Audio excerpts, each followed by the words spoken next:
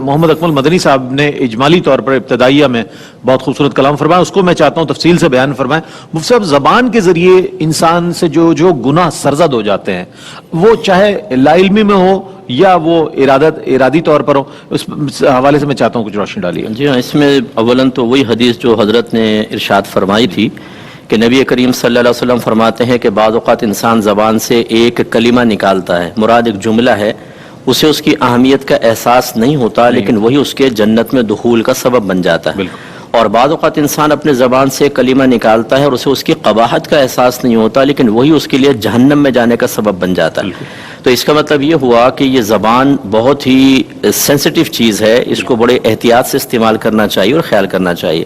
اچھا، گناہ بہت سارے ہیں اس کے، لیکن مثال کے طور پر ہم اس کو یوں کر لیتے ہیں کہ ایک تو اللہ رسول کی شان میں گستاخی، یہ زبان سے ہوتی ہے۔ بالکل اسی طریقے سے کلمات کفر جو ہیں وہ زبان سے نکلتے ہیں، کوئی نماز کو برا بھلا کہہ دیتا ہے، کوئی روزے کو گالیاں بک رہا ہے، کوئی گرمی کو گالیاں بک دیتا ہے، کوئی زمانے کو گالی بکتا ہے، حالانکہ اللہ تعالیٰ نے ارشاد فرمایا کہ زمانے کو گالی نہ بکو، کیونکہ زمانہ تو میں ہوں، یعنی میں اس کا خالق مالک ہوں، میں ہی رات دن کو تبدیل کرتا ہوں، میں نے بنایا ہوا نظام ہے۔ تو گویا کہ زمانے کو گالی دینا گویا کہ اللہ تبارک و تعالیٰ کو گالی دینا ہے۔ صحیح فرمایا۔ پھر یہی وہ زبان ہے جس سے ماں باپ کی شان میں گستاخی ہوتی ہے، جو اللہ نے منع فرمایا کہ فَلَا تَقُلْ لَهُمَا اُفٍّ وَلَا تَنْهَرْهُمَا، ان کے سامنے اف مت کہو، مطلب یہ ہے کہ کوئی بھی ایسا فعل نہ کرو جو ان کے لیے باعث اذیت ہو، اور ان کو ڈانٹو مت۔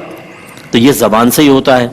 باپ ماں اتنی خدمت کرتے ہیں بچوں کی جو بعض اوقات خود ماں باپ کو یاد نہیں رہتی، بچپن سے پالتے تو بھول جاتے ہیں، لیکن اتنی خدمت کی ہوتی ہے، اور جوان ہو کے وہی بیٹا باپ کے سینے پہ چڑھ کے کہہ رہا ہوتا ہے آپ نے میرے لیے کیا کیا ہے۔ بس یہ ایک جملہ اگر اس کو علیحدہ ہٹا کر دیکھیں، آپ نے میرے لیے کیا کیا ہے، اس میں بظاہر کوئی بدتمیزی، وہ تو فوش چیز تو نہیں ہے، لیکن جب یہ باپ کے خلاف استعمال کرتا ہے اور اس کے دل کے ٹکڑے ٹکڑے کر دیتا ہے، اس وقت اللہ کا غضب اس کے اوپر نازل ہوتا ہے، اور اگر توبہ نہ کرے تو جہنم میں داخلہ ملے گا۔ اسی طریقے سے یہ جیسے ابھی مفتی صاحب نے ارشاد فرمایا کہ غیبت ہے، چغلی ہے، تانا بہتان، ہماری بہنیں خاص طور پہ یاد رکھیں، یہ آتے ہوئے ایک تانا مارا ادھر کو نکل گئیں، پھر ایک تانا مارا ادھر کو نکل گئیں۔ اگر خاندان میں کسی کا گناہ معروف ہو گیا اور وہ تائب ہو چکا ہے، اس کے باوجود جب موقع ملے گا اس کو شرم و عار دلائیں گے۔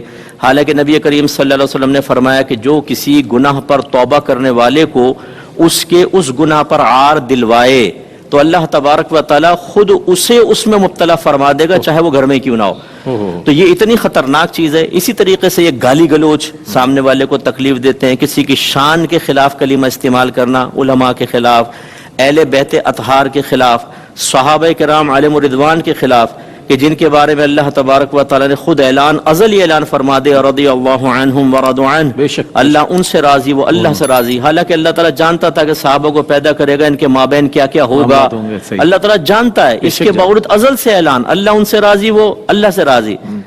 تو وہ اس سے ہٹ کر قطع نظر، بالکل، لیکن بہت اچھی یہ بھی اصلاحی بات۔ بیگانی شادی میں عبداللہ دیوانہ میں ایک مثال لی میں نے، اس سے قطع نظر بیگانی شادی میں عبداللہ دیوانہ، اللہ ان سے راضی، وہ اللہ سے راضی، ہم بیچ میں کود کے اپنے آخرت کی بربادی کا سامان کریں۔ یہ کس سے ہو رہا ہے؟ زبان سے ہو رہا ہے۔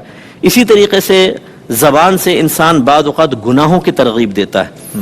ہم نے یہ اسکول کالج وغیرہ میں دیکھا ہے، نئے نئے بچے آتے ہیں نا، تو یہ پرانے گروپس بنے ہوتے ہیں، کوئی فحاشی کی طرف ہے، کوئی ڈرگس کی طرف ہے، وہ اس کو ترغیب دیتے ہیں، آؤ یہ سگریٹ پی لو، یہ لٹریچر پڑھ لو، اس زمانے میں رہ رہے ہو، یہ دیکھو، یہ پکچر دیکھ لو۔ اگر وہ بچہ شرماتا تو بولتے ہیں تو لڑکی ہونا چاہیے تھا، تو تیسری جنس تو نہیں ہے، وہ بیچارہ شرم کے وہ کہتا ہے کہ بھئی اب غیرت دکھاؤ، یہ تو مردانگی کا امتحان ہے۔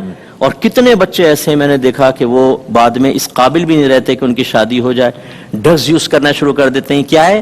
زبان۔ تو خلاصہ کلام یہ کہ اس سے اتنے زیادہ گناہ ہو رہے ہیں اگر آدمی توجہ نہ کرے۔ اچھا، توجہ کون نہیں کرے گا؟ جس کے پاس علم نہیں ہے۔ علم نہیں۔ دو چیزیں ہوتی ہیں، ایک ہے کہ جان بوجھ کر کرنا، کہ علم بھی ہے پھر بھی کر رہے ہیں، یہ تو بہت ہی برا ہے، اور ایک ہے کہ علم نہیں ہے پھر کر رہے ہیں، یہ بہت بہت بہت ہی برا ہے۔ کیونکہ ابن عباس رضی اللہ تعالیٰ عنہ کی روایت، نبی کریم صلی اللہ علیہ وسلم نے ارشاد فرمایا کہ صاحب علم ایک گناہ کرے تو اس کے نام اعمال میں ایک گناہ لکھا جائے گا، اور جاہل گناہ کرے تو اس کے نام اعمال میں 2 گناہ لکھے جائیں گے، جس کی توضیح تفسیر یہ ہے کہ ایک تو علم نہ سیکھنے کا گناہ، ایک گناہ کا گناہ۔ اس لیے زبان کے گناہوں پر، زبان کے غلط استعمال پر اطلاع انتہائی ضروری ہے.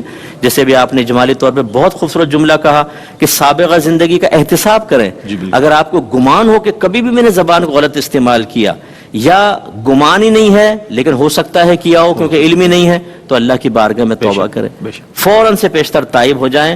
ورنہ سرکار نے زبان سے کے بارے میں فرمایا کہ یہ زبان کی کھیتی ہی جہنم میں داخل کرنے والی ہے. یعنی زبان جو کچھ کہے گی اس کا کسب جو ہے، اس کا نتیجہ یہ ہے کہ بعد اوقات جہنم ملے گا. اللہ تعالیٰ ہمیں سمجھنے کی توفیق عطا